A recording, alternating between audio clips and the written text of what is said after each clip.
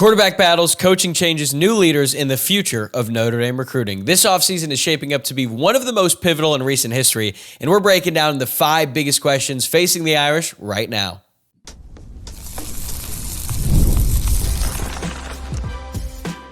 You are Locked On Irish, your daily podcast on the Notre Dame Fighting Irish. Part of the Locked On Podcast Network, your team every day. What's going on? Welcome into another edition of Locked On Irish, your daily Notre Dame podcast. I'm your host, Tyler Wojciak. I'm a Notre Dame alum and producer at Fox Sports. Thrilled to have you here on Thursday, February 6th, and thanks for getting your day started right here by making this your first listen of the day. This episode is brought to you by Gametime. Download the Gametime app, create an account, and use code LOCKEDONCollege for $20 off your first purchase. Before we get rolling, please take a second to hit that subscribe button on YouTube or wherever you are listening to the podcast if you have not done so already. Also wanted to remind you that we are doing the first mailbag of the offseason tomorrow, so if you've got questions you want answered on the show, send them my way. You can submit yours in the YouTube comments or hit up the show account on X at Locked On Irish or on Instagram at Locked On Irish Pod. But as for today, we are breaking down the 5 burning questions that will define Notre Dame's offseason. I'm not really sure why this happened, but it honestly did not hit me until yesterday that we are officially in off-season mode and have to wait nearly 7 full months before we get to watch the Irish play a real-life football game again. And I'm not going to lie to you, it's a little bit depressing to think about, especially coming off such a fun season, but that's the way it goes. And I've been thinking about off-season content for the show. I really wanted to do this episode as a preview, basically, of what's to come, because for the next 7 months, these are the 5 things that I'm going to be talking about the most. They're going to come up time and time again because they are so important to Notre Dame's success in 2025 and beyond. So let's get into it. The first burning question for Notre Dame this offseason, it's obvious. Who is going to be Notre Dame's starting quarterback in 2025? There are 3 contenders as we sit here today.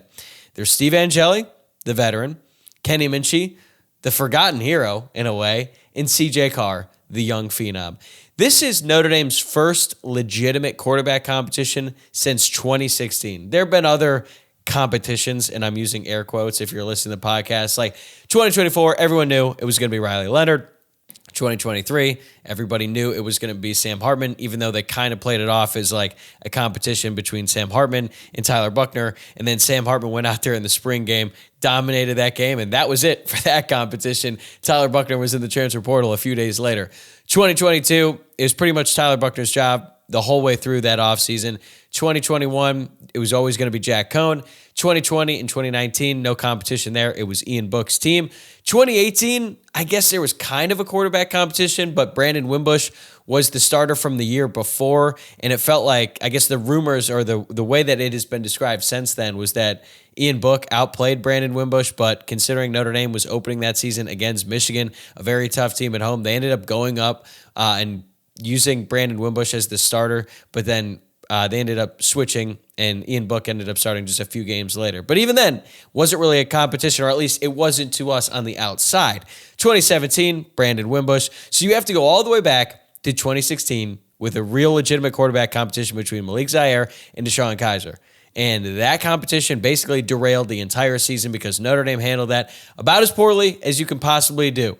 So hopefully they do a lot better this time around and actually just pick a guy and roll with him from the very beginning of the season. If you remember that Texas game, they were kind of going back and forth between Malik Zaire and Deshaun Kaiser. The whole team was basically split on who should start. It was just a full-blown disaster.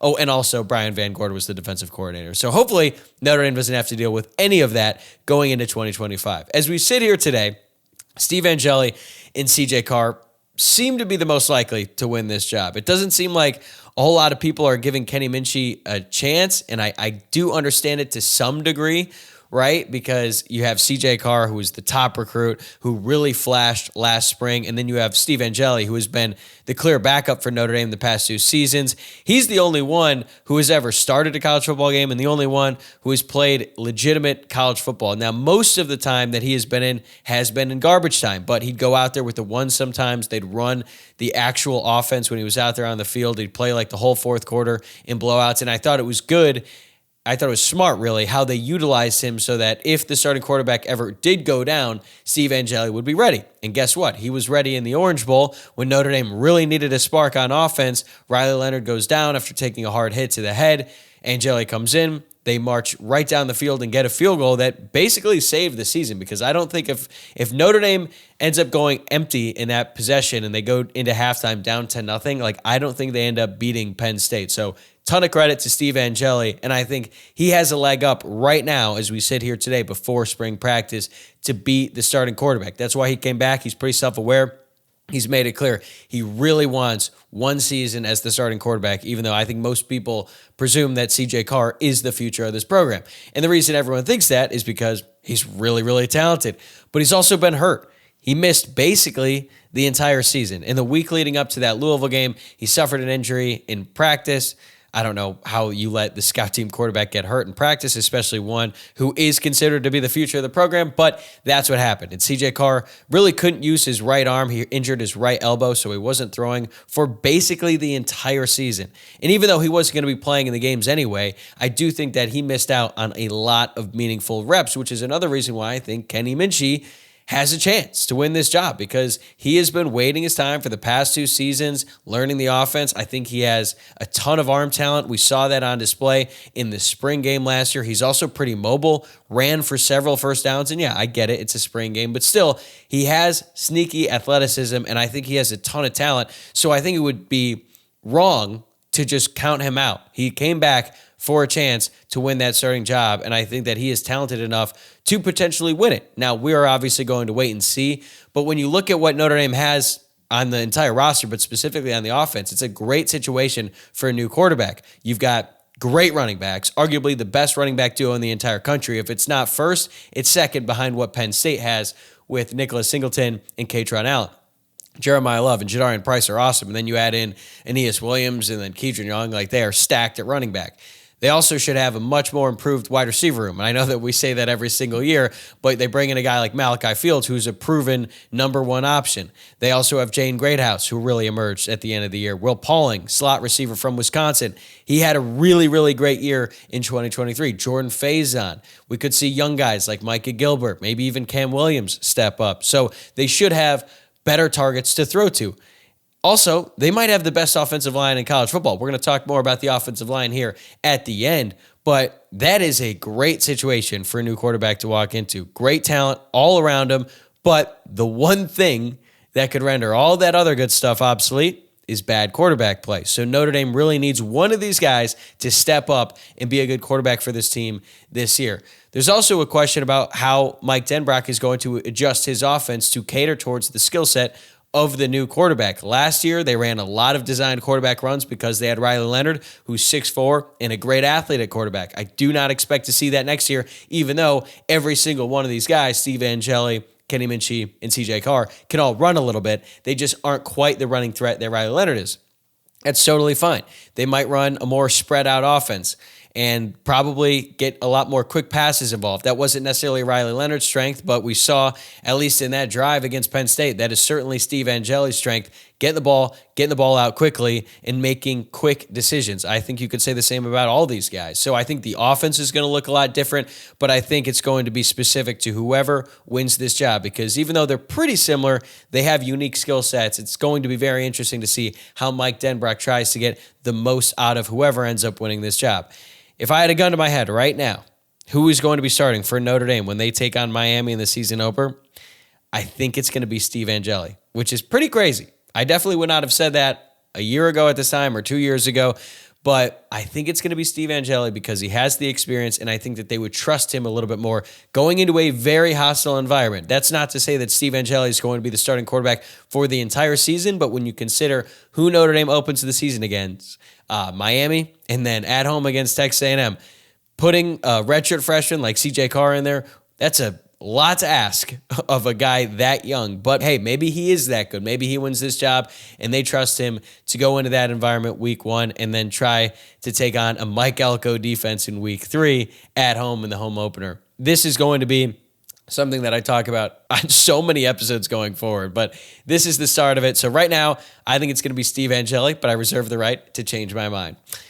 Finding out who will lead the offense is critical, obviously, but what about the other side of the ball? With a new defensive coordinator stepping in to replace Al Golden, could major changes be on the way? And who's ready to step up as a leader? That's next on Locked On Irish. Today's episode is brought to you by Gametime. Looking for tickets to your next big event, whether it's a concert, a comedy show, or a sports game, finding the right ticket at the right price can be a headache. But with Gametime Picks, it's never been easier. Let me tell you how it works. With Gametime Picks, the app does all the hard work for you. It curates the best deals, so you don't have to waste time searching through endless ticket listings. I've been using Gametime Picks for a while now, and here's why I love it. The curated deals make it super simple to find great tickets at a great price, no more sifting through thousands of options. I recently grabbed a super deal for a prime seat, and I could not believe the value. It was a steal. The seat view feature is a game changer. Before I even hit buy, I can see exactly what my seat will look like in the venue. It's so reassuring. And the best part, you're covered with Gametime's lowest price guarantee. If you find a better deal somewhere else, they will refund 110% of the difference. Plus, your tickets are guaranteed to be delivered on time with easy cancellation options if something comes up. Ready to make your next event even better? Download the Gametime app, create an account, and use code LOCKEDONCollege for $20 off your first purchase. Terms apply. Again, that's code LOCKEDONCollege for $20 off. Download Gametime today. Last-minute tickets, lowest price guaranteed. All right, my second burning question here is, how will new defensive coordinator Chris Ash impact the defense? Notre Dame has had a top 5 defense the past 2 years, and the last 4 defensive coordinators have all been home runs. They hired Mike Elko in 2017. He totally revamped that defense. They improved vastly from the Brian Van Gorder disaster from the years prior, but then he left after one season to take the job at Texas A&M because the Aggies simply outbid the Irish. Well, he brought Clark Lee with him when he came to Notre Dame, but he wasn't able to bring Clark Lee to Texas A&M because that is who Notre Dame promoted to be their defensive coordinator, and we know how big of a success that was. Clark Lee's defenses were excellent at Notre Dame. Then after Clark Lee left to take the head coaching job at his alma mater, Vanderbilt, Notre Dame went out and got the hot new defensive coordinator, a name you might have heard of, Marcus Freeman. It's funny to think about, looking back, Marcus Freeman might have been the worst defensive coordinator of all these guys. Now, granted, he only had one season there, and then he was promoted to the head coach, so it certainly worked out. But then after Freeman's 1 year, he went out and hired Al Golden, and I think he was the best one because of what Notre Dame's defense was these past 2 seasons. They were elite. So they went Mike Elko, Clark Lee, Marcus Freeman, and Al Golden. Are they going to be able to keep that going with Chris Ash? I think we're all waiting to see. And personally, I cannot wait to see his introductory press conference because now his hiring has been made official by Notre Dame. They did not say in the announcement, or at least I didn't see it, that he is a co-defensive coordinator with Notre Dame's defensive backs coach Mike Mickens, but I think we all expect that to be the case. So what is Chris Ash's role going to be? How is it going to work with Mike Mickens? How does Mike Mickens handle being a co-DC, getting the promotion and the title and the raise, but also how does that affect his responsibility? Also, Chris Ash and Mike Mickens are both defensive backs coaches. I presume that Mike Mickens is going to handle the cornerbacks and be co-DC, and then Ash is going to handle the safeties and be co-DC. Again, we're going to have to wait and see how all this stuff plays out. But the way that Chris Ash integrates into the Notre Dame defensive staff is going to be so interesting because we at least know that his general philosophy aligns with what Al Golden ran. Ash likes a 4-3 defense that is very aggressive. That is exactly what Notre Dame ran under Al Golden. And even though Marcus Freeman has more of a CEO approach and he's not involved with like the defensive play calling, that's what Marcus Freeman wants to run. And I think that was a priority when he went out and was looking for a new defensive coordinator. So at least from that standpoint, the players that Notre Dame has, the players that they've been recruiting to run Al Golden's defense, they should fit into whatever Chris Ash wants to run. But Chris Ash has an idea of how he wants to run his defense, and I'm sure it's going to be different, or at least have some differences compared to Al Golden's. And considering he's not bringing a full staff with him, right? Notre Dame already has a D-line coach in Al Washington. They already have a linebackers coach in Max Bullen. They have Mike Mickens. How is he going to take his scheme in the way that he wants to run it, like with terminology and things like that? How is he going to blend that with what Notre Dame has been running under Al Golden? Because it'd be kind of weird for a defensive coordinator to come in and be like, all right, you guys tell me how we do this, right? He's going to have his own ideas, his plans, his way to install it, all that stuff, but I'm sure he's going to try to make it as seamless as possible with what they've been running to make the transition smooth for all the players on the roster. I personally don't expect to see a ton of changes in the spring. On one hand, it's because Notre Dame's season just ended, and I expect the spring practice to be much lighter than it's been in recent years, considering Notre Dame just played a 16-game schedule, and the spring game is April 12th? So they're going to be starting spring practice like a month and a half removed from the end of last season. So it would be dumb to just put these guys through the ringer and run very physical practices so far, or like not far removed at all from the season prior. With that in mind, you're not going to, run a ton of install and do all this stuff, because that would just be a lot on these players. So I think we're going to see some changes, right? We're going to be like, oh, like this is how Chris Ash operates in practice, for as much as the media is able to see. But Chris Ash has also not called the defense since 2020 when he was with Texas. But Al Golden had not called the defense in a long time either. I think it was actually over a decade before he came over. So it is going to be an adjustment period for Chris Ash. The first year under Al Golden was not great. They were pretty good. They were above average, but it wasn't even close to what they were these past 2 seasons. With Notre Dame, they're ready to win now. They can't really afford to take a big step back or go through an adjustment phase on defense. So it's going to be on Chris Ash to figure out the best way to step into this role and get the most out of his players. And even though there is going to be a learning period for sure, he needs to minimize that for Notre Dame's defense to reach their full potential this season.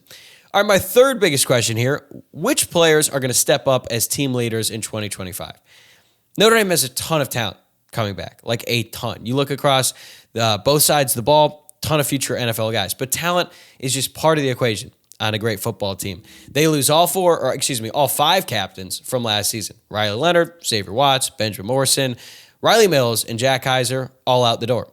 They also lose veteran leaders like Mitchell Evans, Pat Coogan, and Howard Cross, who were not captains in title, but they certainly were leaders of the team, and they will be missed next season. Those are big shoes to fill.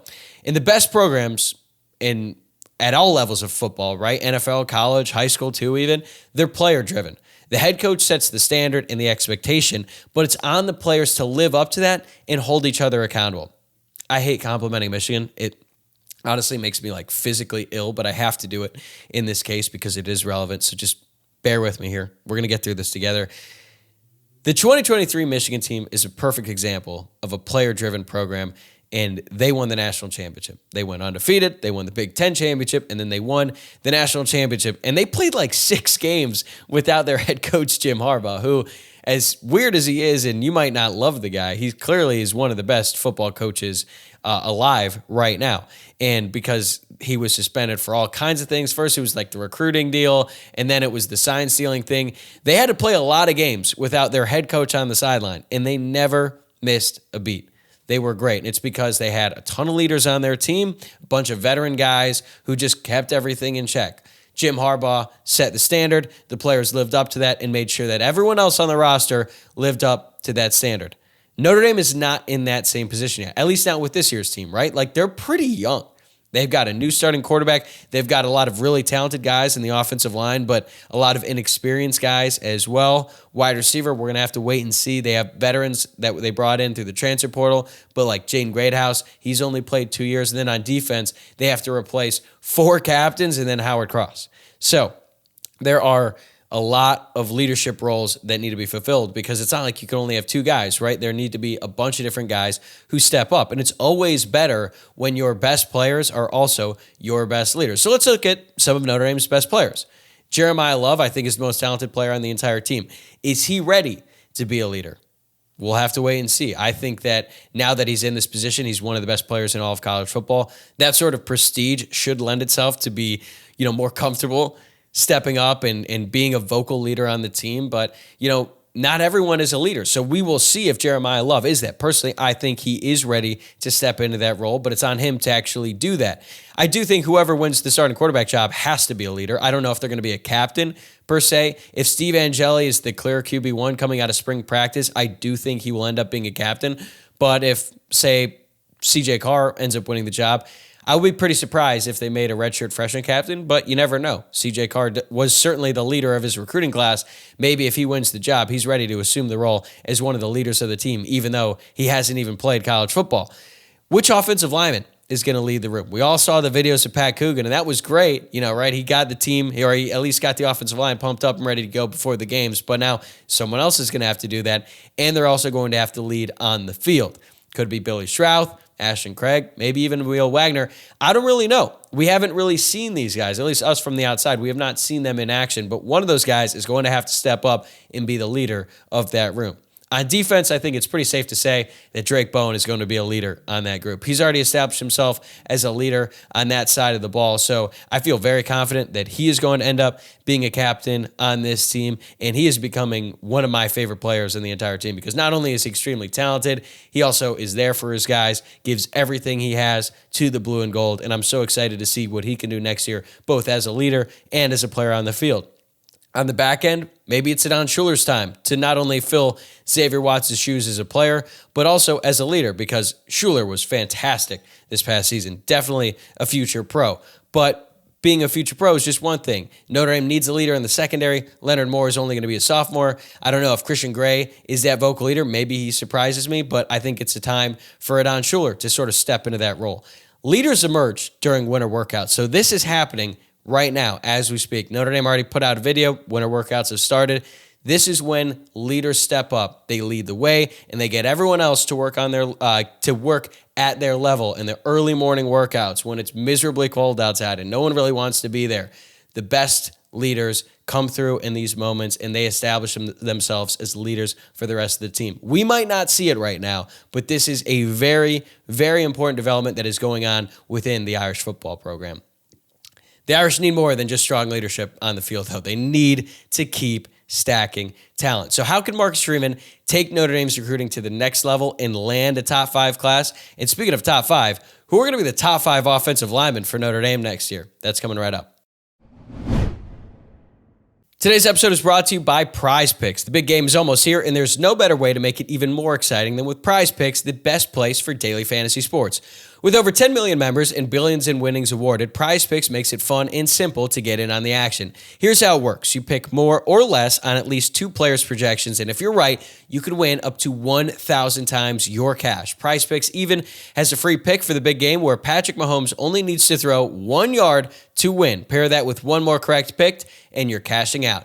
This week, I'm looking at the board and selecting more for Travis Kelce on receiving yards and more for Patrick Mahomes' passing yards. It's a Super Bowl, it's the Chiefs, and these two guys are going to step up. What I love most, though, fast, safe withdrawals. When I win, my cash is in my account in as little as 15 minutes. Check out the promos tab to tail any of the super sweet Millie Winners big game lineups. If you tail a lineup that goes 3 for 3, you can win a split of $1 million in promo funds. Download the app today and use code LOCKEDONCollege to get $50 instantly after you play your first $5 lineup. That's code LOCKEDONCollege for $50 instantly after you play your first $5 lineup. Prizepicks, run your game.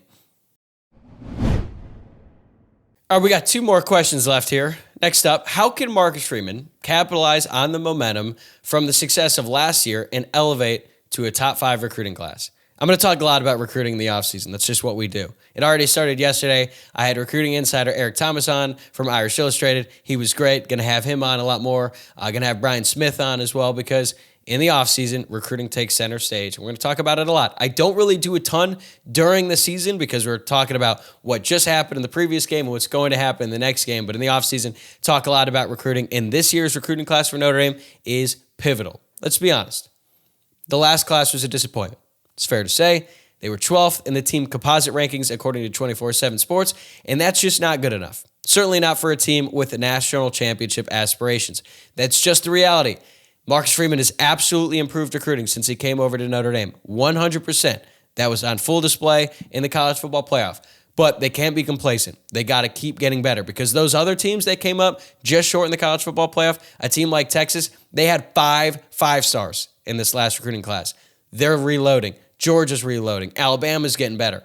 Ohio State's not going anywhere, and it starts on the recruiting trail. Going forward, Notre Dame has to land a top 10 class every single year.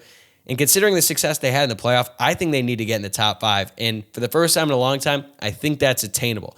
But in order to do that, they've got to land the top guys that they're after. They need to close on Deuce Knight. They need to close on Ivan Taylor, Peyton Bowen, Dante Moore, et cetera, et cetera. And sure, all those different situations are a little bit unique. It wasn't all Notre Dame's fault, but we got to stop making excuses. They just got to land the best players. And I give credit to the staff for having a good eye for under-the-radar talent and developing players that nobody really saw coming.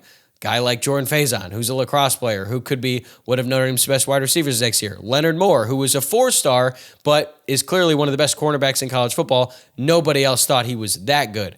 Those are great stories, and you need those to win at the highest level. But you also need Jeremiah Loves, who was a top 100 player, borderline 5-star, that everyone in the country wanted. Guess what? He is a clear difference maker and arguably the best player on the entire team and one of the best football players in the country.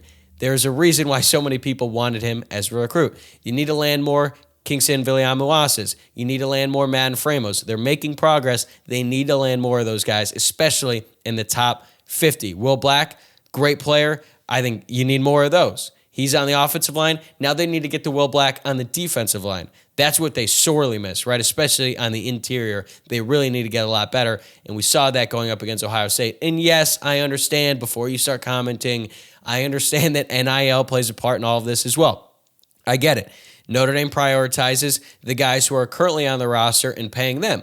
That's smart. But do not get this twisted. Notre Dame is absolutely willing to pay high schoolers as well. And with the new revenue sharing model that's on the horizon, it has not been passed yet, that could certainly alter the way Notre Dame approaches NIL. I was actually considering putting this in as a burning question, but it's really not just relevant to Notre Dame, it's all of college football. What is going to change if this revenue sharing plan gets passed? If it happens, the proposed plea would allow schools to distribute $20.5 million to their athletes across the board. So not just football, every other sport in the athletic department. But Pete Bavacqua, the Notre Dame athletic director, has already stated that the majority of that money, of that $20.5 million, will go to football players. But how much money? And how much of that money is going to be given to recruits? That's up to the leaders at Notre Dame to decide. And whoever ends up as the next general manager is going to need to help Freeman in that department. They need to elevate recruiting to another level. It's much improved. It needs to get better. They just witnessed the amount of talent it takes to win the national championship when they lost to Ohio State. And sure, Ohio State added some nice pieces in the transfer portal, like Will Howard, Quinshaw Junkins. They got lucky when Caleb Downs decided to enter his name after Nick Saban left. But the vast majority of their best players were high school recruits, like Travion Henderson, Jack Sawyer, JT Tuimoloau, Jeremiah Smith, certainly, Emeka Egbuka, Carnell Tate. Those are high school recruits that they kept, they retained, and they were some of the best in the country in college and as recruits. That's where Notre Dame needs to get to if they're going to win a national championship. All right, last one. Number 5. Which 5 players will start on the offensive line? So for as much as we're going to talk about the quarterbacks, and I get it, right? It's the most important position of football. To me, the offensive line is equally as intriguing because there are so many competitions. There are legitimately 5 competitions going on in that group, and there is so much talent in that room. I get that it's not quite as important as the quarterback, but Notre Dame has like an embarrassment of riches on the offensive line, and I'm so curious to see how it shakes out. One thing we can expect is there will be at least one surprise. Probably a couple, right? What we think it will be now is likely not what the Irish will roll out against Miami because, look back to last year, right? Sam Pendleton was the big surprise. When he started at guard over returning starters, Pat Coogan and Rocco Spindler, he ended up losing that job. Looking back, probably a mistake to start Sam Pendleton, but that's who they went with to start the season. You could also include Anthony Knapp in there as well. Certainly a massive surprise. If you had told anyone that coming out of spring, they would have been like, you're insane. But he would not have started if Charles Jagusah didn't get hurt. So that's not like Joe Rudolph just stunning everyone. The surprise there was that Anthony Knapp started over Tosh Baker, but Notre Dame basically did everything they could to not start Tosh Baker. So it's really not that big of a surprise. This year, left tackle is a big question yet again. Will it be Charles Jagusah, who's the projected starter going into last season? Could it be Anthony Knapp, who started 15 games there this past year before he got hurt against Penn State and had to miss the national championship? Or is it time for Gerby Lambert, who was a borderline 5-star when he was coming out of high school a couple years ago? Is it time for him to step in there and be a left tackle? John Bryce from Irish Illustrated Football Scoop thinks that he is a future first-round pick. Recent history would tell us that if you are going to be of that caliber on the Notre Dame offensive line, you are going to start after your first year. Is Gerby Lambert ready to take that step? We're going to have to wait and see. At guard, we know that Billy Strouth is going to occupy one of those spots. What about the other? Could they move Anthony Knapp inside? Could they move Charles Jagasaw inside? Or is Sullivan Absher ready to go? We've heard good things about him, sort of behind the scenes. Maybe he's ready to step up and take a starting spot. At center, Ashton Craig is clearly the guy long-term, but he's coming off a major injury. Is he going to be ready to go at the start of the season? We're going to have to wait and see. At right tackle, Emil Wagner was very impressive last season. For all the concerns about his weight and stuff like that going into the year, I thought he was one of the best offensive linemen on the team. Yeah, he got beat a few times by Abdul Carter, but that's probably the number one overall pick in the upcoming NFL draft. I feel pretty confident that Emil Wagner is going to be good at right tackle, but maybe Gerby Lambert is ready to take that spot, and they want to keep Charles Jagasaw at left tackle. There are so many different combinations that I could see happening. And Notre Dame has so much talent in this room that a five-star phenom like Will Black hasn't even really been mentioned as a potential starter. I don't think he will because he is a true freshman. They have so much older talent ahead of him, but you never know. So my guess as we sit here today, and I've changed my mind on this multiple times, I'm going to go with left tackle Charles Jagasaw, left guard Billy Schrauth, center Ashton Craig, right guard Anthony Knapp, and right tackle Emil Wagner. That is the five who I think Notre Dame will roll out against Miami in the season opener. Lambert and Sullivan Absher will be the first two guys off the bench. I reserve the right to change my mind multiple times because I have no idea who's going to end up being the starter. But this is going to be such a fun storyline to follow throughout the offseason leading up to next season. It's going to be very, very important for the Irish going into 2025. All right, that's going to do it for me today. I'm going to be back here tomorrow morning with the mailbag. So this is your last call to submit mailbag questions if you want to be featured on the show. And while you're at it, make sure that you're subscribed on YouTube or your preferred podcast platform. And I'd greatly appreciate it if you liked the video below, if you're watching on YouTube, or if you gave the show a 5-star rating on your preferred podcast platform. Have a great day, everybody. See you Friday.